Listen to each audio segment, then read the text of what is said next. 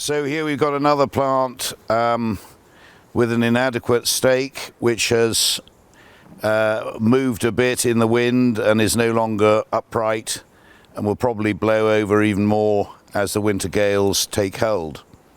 This is a rather nice Camellia reticulata capped in raws, who was a man who worked in the 19th century for the East India Company and was the first person to bring Camellia reticulata back into the UK.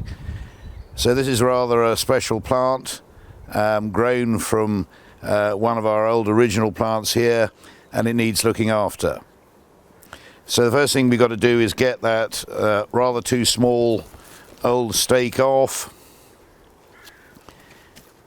It may have been man enough when the Camellia was put in the ground first, but it's no longer man enough to do the job today. And instead we need to get a much larger stake in.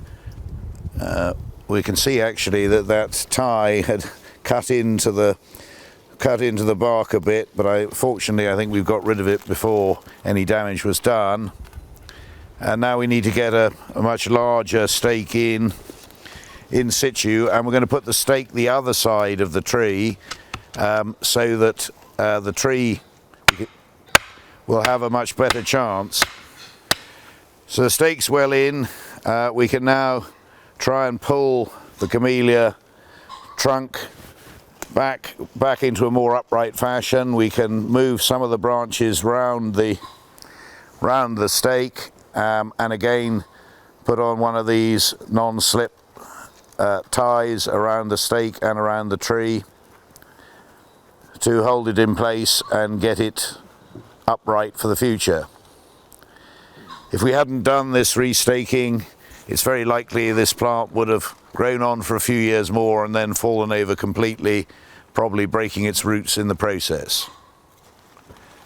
So what has taken only a very small amount of time has actually been time well spent, because we've now got a decent upright tree which will be in full view beside the main path when the visitor season starts again, hopefully next spring.